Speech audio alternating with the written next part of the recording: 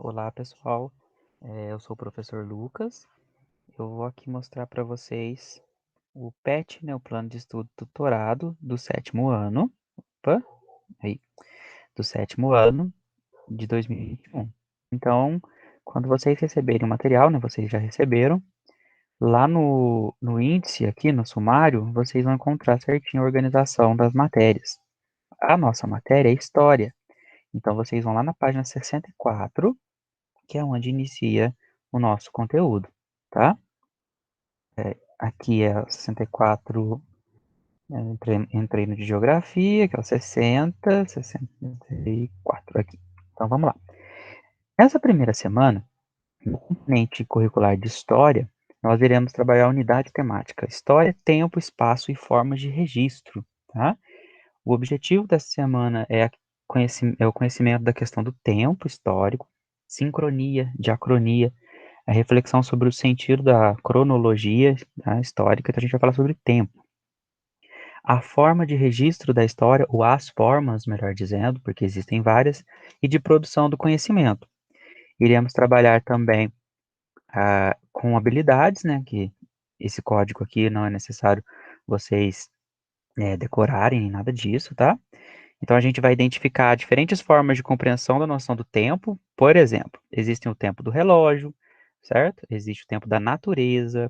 Então não existe um único tipo de tempo, existem vários tempos. O tempo histórico, que é um tempo maior, posso assim dizer, tem um recorte temporal, tá?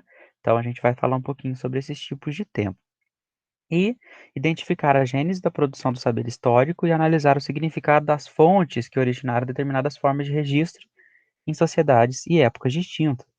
Para a gente escrever a história, mesmo sendo algo que já passou, e por ser algo que já passou é bem complexo e complicado da gente escrever, a gente tem que ter fonte, a gente tem que saber o que está escrevendo. Não vou imaginar, aconteceu isso em tal dia e pronto. Não, você tem que ter prova, tá?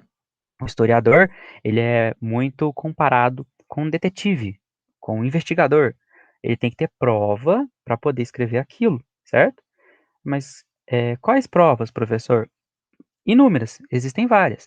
Pode ser uma prova visual, por exemplo, uma fotografia, por exemplo, um vídeo, né, que é algo mais recente, uma foto, uma fonte documental, por exemplo, um registro, certo? Um atestado de óbito, uma certidão de nascimento, isso tudo é prova histórica. Tudo isso são fontes históricas utilizadas pelos historiadores para poder escrever a história, certo? Então, depois disso, aqui vocês leiam com atenção, tá? O conteúdo relacionado, que é a questão do tempo da história, o tempo e a unidade de medida, instrumento de medição do tempo, o tempo medido por calendários, enfim, a divisão do tempo em antes e depois de Cristo, certo? Que é importante a gente entender isso, porque a gente começa a ver algumas datas agora, né? E no sexto ano a gente viu que a gente via lá antes de Cristo o acezinho atrás do número, certo? Depois de Cristo não precisa colocar, a gente já sabe que é algo mais que a gente começa a contar de maneira a partir do nascimento de Cristo, certo? Então essas questões são importantes para vocês compreenderem. Então, virando a página, vamos lá. Caro estudante, nesta semana você perceberá que as sociedades humanas têm diferentes maneiras de compreender o tempo e de marcar sua história. Não é igual. Por exemplo, o calendário. O calendário que nós usamos para organizar a nossa vida é diferente do calendário chinês, tá? Então, o ano novo nosso e o ano novo chinês não são o mesmo, tem tempos diferentes. Então, a maneira de organizar. Além disso, tem outros tipos de calendário. Tem o calendário judeu, o calendário muçulmano, e nós estamos no ano de 2021 do calendário cristão, né? Depois de Cristo. Então, quem controla, quem consegue organizar-se a partir deste calendário, basicamente, é a maioria, é a maior parte do mundo, tá? Mas é a que segue uma linha cristã de organização do tempo. Os judeus têm uma outra linha, os muçulmanos uma outra linha, os chineses uma outra linha, os nativos, né, os indígenas aqui da América uma outra linha, tá? Então não é tudo igual. Alguns marcos históricos, contudo, são convencionalmente aceitos pelos pesquisadores, que a gente coloca como marco, que é um fato histórico fundamental que dividiu, que separou dois tempos históricos, tá? Isso é um marco histórico. Então, alguns marcos são usados e validados pelos pesquisadores, tá? Como a gente coloca? Um exemplo bem banal: 1500, certo? Descobrimento do Brasil. É um marco histórico, é uma data exata que relata um fato que mudou toda a história, toda a trajetória dos nativos, do povo que vivia aqui, nossa, né, como herdeiros deste local. Cada sociedade possui uma forma de registrar sua história, e isso interfere a sua maneira de compreender a narrativa histórica, o espaço histórico e o tempo histórico. Outro exemplo que a gente vai ver mais à frente. Vários povos africanos, eles não tinham dentro da sua organização, da tradição, o hábito de registrar a escrita, né, a maneira escrita, os fatos ocorridos. Eram passados de geração em geração a partir da oralidade, da fala. Então, os mais velhos iam contando essas histórias para os mais novos e assim ia perpetuando, quer dizer, não se perderia aquele fato ou aquela história, tá? Isso existe até hoje na África, mas hoje em dia eles registram também, para deixar escrito ou gravado em vídeos ou áudios. Portanto, a história tem também a sua história. Existe a história da história, olha que legal. A cada produção histórica pertence a um tempo. Identificar diferentes fontes, como escritos, orais, fotografias, objetos, edificações, significa perceber que a diversidade de documentos históricos possibilita conhecer outra dimensão da vida humana. Se eu pegar para pedir para vocês pegarem uma foto quando vocês eram bebês e uma foto de agora, vocês vão ver que mudou, claro, vocês ficaram mais velhos. São dois documentos, são duas fontes históricas que ajudam a escrever a história da família de vocês. Uma fotografia, que é algo mais recente, tá? Só dando um exemplo. Pode ser, por exemplo, a sua casa, que quando você era mais jovem, era de uma forma, depois seus pais se reformaram ou mudaram de casa. Então, isso tudo ajuda a gente a escrever a nossa história pessoal de vida, tá? Então, recapitulando, a história é uma ciência que estuda as ações do homem ao longo do tempo. Dessa forma, o seu objeto de estudo são as pessoas e suas ações coletivas e individuais, em diversas sociedades em períodos variados, considerando desde o surgimento do período do homem primitivo até hoje em dia, tá? Então, a história não estuda o passado. Quem fala isso não está correto. A história, ela estuda as ações do homem e da mulher durante o tempo, durante a passagem do tempo. Para entender o quê? Para entender o que que permaneceu e o que mudou. Então a gente não estuda história para decorar data, para decorar nome de pessoas ditas importantes, tá? A gente estuda história para entender o que que mudou e o que que permaneceu, para a gente ter uma ideia do que pode acontecer no futuro. A história pode dar previsões de futuro também, tá? Isso é importante. A partir do uso das fontes, né? Então, para a gente escrever a história, tem que ter fonte histórica. Isso eu acho que todo mundo entendeu. A análise do passado contribui para que possamos construir a nossa própria identidade. Você gosta do que você gosta, não é porque, nasceu num dia assim, né, ou se acordou e falou, vou gostar disso. Não, é uma construção.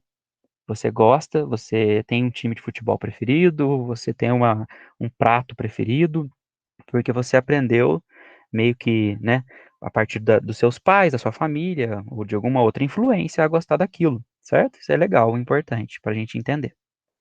Agora, um esqueminha, né, que eles fazem antes da atividade. Então, vamos prestar atenção nesse esquema. A história é o centro, certo? Ela é uma ciência. Para ser uma ciência, tem que ter comprovação, tem que ter prova. As fontes são as nossas provas dentro da história. As fontes, elas podem ser escrita, podem ser oral, falada, ou iconográfica, que é desenhos ou fotografias. A história também é memória, memória de sujeitos históricos. Quando você conversa com seu avó ou com seu avô e eles começam a contar fatos ou coisas que aconteceram com eles quando eram menores, eles estão contando a história também, tá? É uma forma de explicar por que que a gente vive hoje e como que eles viviam naquela época. Isso é importante, tá? Isso tudo com o passar do tempo. O tempo é fundamental para a gente entender a história. Aqui tem os links para ajudar vocês. Quem quiser, clica no link que vai levar vocês direto para o site, né? E agora, as atividades da semana 1. A primeira atividade. Os fatos são disponíveis para os historiadores nos documentos, nas inscrições e assim por diante, como peixes na tábua do peixeiro.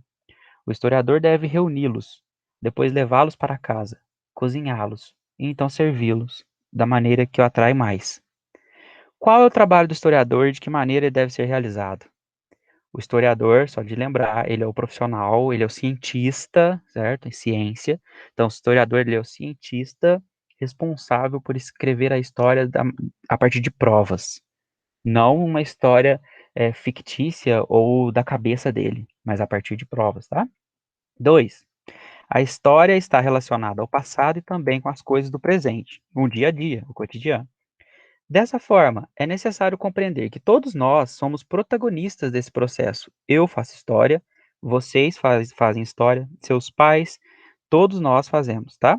Sendo assim, você deve registrar através de uma linha do tempo seu dia nesse contexto de pandemia. Então, aqui, você pode escrever ou desenhar, acho que desenhar seria o mais sensato, que é uma linha do tempo. Você vai desenhar como que está sendo os seus dias durante a pandemia, certo? Qual que é a diferença? Pode até escrever, eu acho que é legal também depois de desenhar, fazer um textinho escrevendo. O que que tá diferente, o que que mudou, o que você fazia antes, não está fazendo mais no seu dia a dia. E o 3, os acontecimentos históricos possuem somente uma explicação? Justifique sua resposta utilizando como referência a interpretação da imagem a seguir. Se eu perguntar para vocês o que vocês estão vendo, alguns vão falar que é uma moça, outros vão falar que é uma idosa. Aí, quem tá certo, quem tá errado? A história ela tem somente um ponto de vista ou ela pode ter outros pontos de vista? Sem esquecer que ela é uma ciência, tá? Que ela precisa de provas. 4. Como uma das ciências auxiliares, economia, antropologia, arqueologia, geografia, podem contribuir para o trabalho do historiador? Vamos lá, explicar. A história precisa de prova. Podemos achar provas em questões econômicas para escrever essa história. Em questões culturais, a antropologia estuda cultura também, estudo do ser humano. E arqueológicas, que é, por exemplo, dentro de uma ruína, dentro de uma escavação, vai ser encontrada alguma coisa muito importante para a gente escrever essa história de como que uma civilização vivia. Ou geográfica. As pessoas usavam roupas com peles de animais na região onde hoje é o Alasca, no período da pré-história, porque lá era muito frio e se eles não usassem eles iam morrer. Explicação histórica a partir da geografia, tá? O que que cada uma dessas áreas pode contribuir para o trabalho nosso, o trabalho do historiador? Pessoal, então essa é a primeira semana. Muito obrigado pela atenção. Qualquer dúvida, eu estou à disposição.